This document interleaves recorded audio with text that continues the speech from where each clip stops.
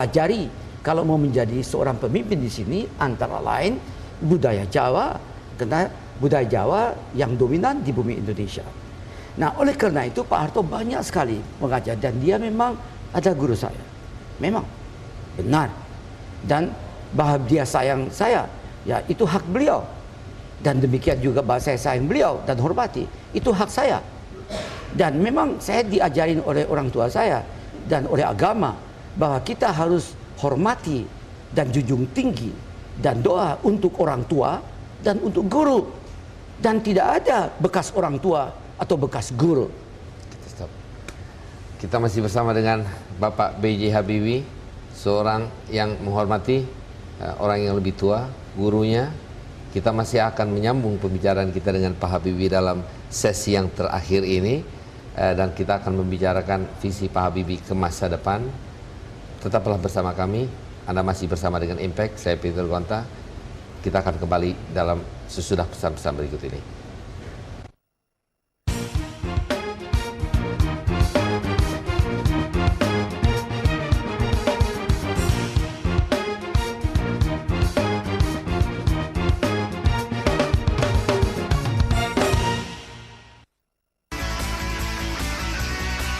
Everyone has a right to basic education, no matter where they live in Indonesia.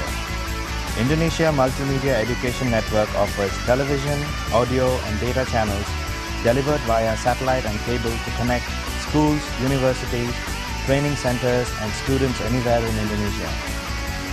IMAN, reaching education anywhere. Email us at iman@jdiateam.com for more details. IMAN is a Jaring Data Interactive service.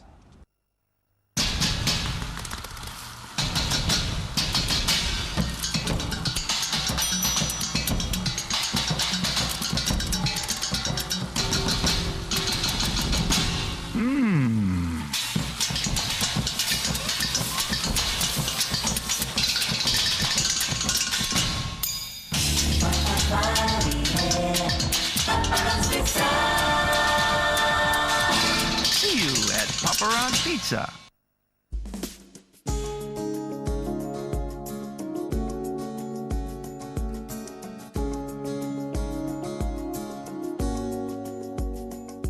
Sekian lama sudah belasan tahun kami berikan pelayanan yang terbaik. Untuk kini dan esok berusaha selalu aman, nyaman di mana-mana jika bersama kami.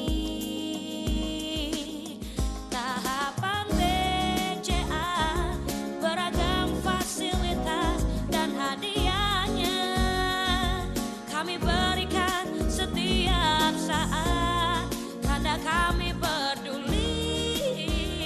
Dunia tahapan BCA, dunia kita. Wah, hutan kita makin gundul.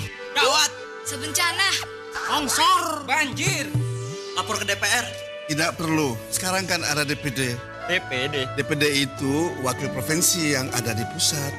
Mereka bisa memperjuangkan. Makanya pilih calon anggota DPD yang paling memahami daerah. Itu saya. Saya.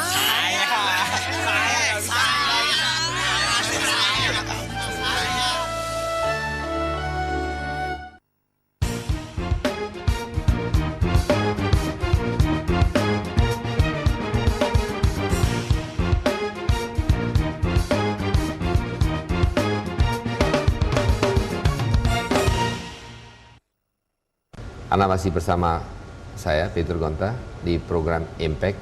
Dan kami masih bersama dengan Bapak B.J. Habibie, Presiden Republik Indonesia yang ketiga. Pak Habibie, sebelum kita break barusan, ada satu hal yang sebetulnya masih saya agak penasaran untuk menanyakan.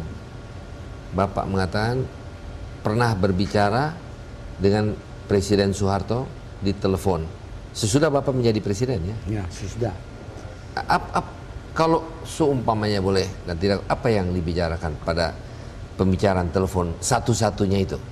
Itu benar pembicaraan satu-satunya saya dengan Pak Harto dalam kedudukan saya sebagai presiden dan sampai hari ini sebagai mantan juga. Adalah tanggal 9 Juni 98. Saya melalui telepon mengucapkan ulang tahun kemarin tanggal 8 dan saya minta apakah saya boleh bertemu dengan Pak Harto karena saya membutuhkan banyak masukan dan juga saran-saran dan nasihat berdasarkan pengalaman Pak Harto untuk menghadapi masalah-masalah yang sedang saya hadapi dan yang masih akan berkembang. Pak Harto menyatakan bahwa tidak mungkin karena akan merugikan keadaan. Merugikan Pak Habibie? Bukan, merugikan keadaan, tidak menenangkan. Pak Harto tidak memikirkan dirinya dan tidak memikirkan saya. Akan tidak membantu keadaan. Dalam pembicaraan itu dia tidak memikirkan dirinya dan tidak memikirkan saya juga. Dia memikirkan Indonesia. Dan saya juga tidak memikirkan diri saya atau Pak Harto. Saya memikirkan Indonesia. Dan di dalam hal itu dia bilang itu merugikan keadaan yang dihadapi. Terus yang Pak saya butuhkan. Saya kan manusia biasa saja. Sudah, kamu laksanakan saja pekerjaanmu dengan sebaik-baiknya. Diteleponin? Telepon. Sebaik-baiknya. Pak, saya harus ketemu dengan Bapak.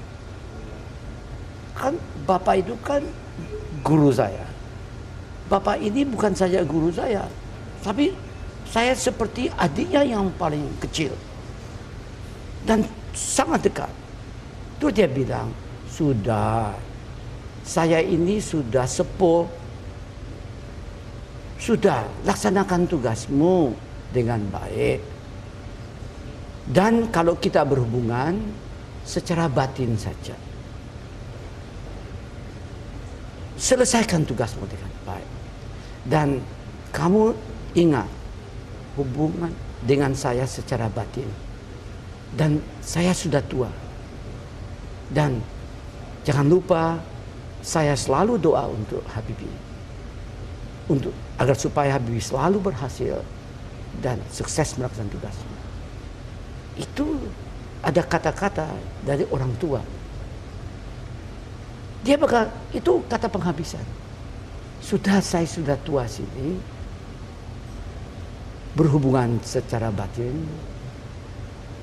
Laksanakan tugasmu dengan baik. Menyelesaikan masalah-masalah itu. Dan Bapak melaksanakan tugas itu selama Bapak menjadi presiden, Bapak menyelesaikan banyak masalah hal.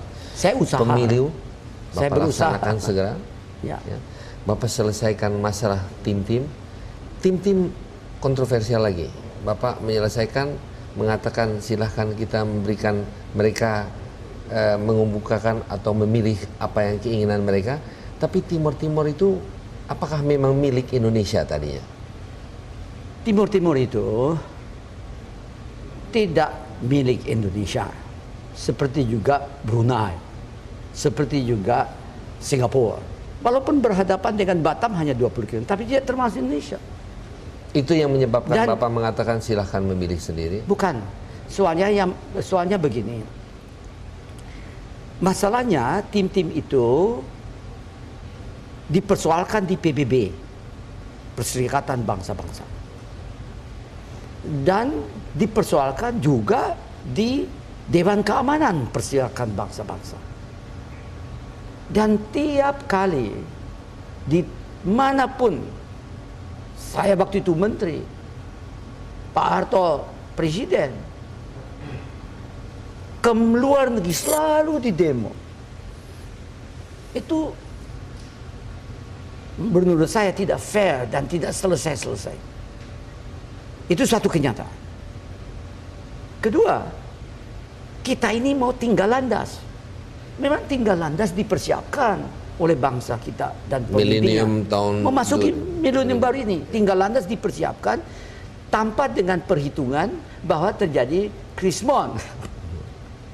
Kalau tidak ada krismon, tinggal landas kita, wah hebat sekali. Krismon bersinergi positif dengan globalisasi, bersinergi positif dengan dampak berkembangnya secara pesat teknologi dirgantara teknologi informasi, sehingga manusia itu tidak bisa diisolasi lagi. Nah, dan bersamaan dengan keberhasilan bangsa Indonesia mempersiapkan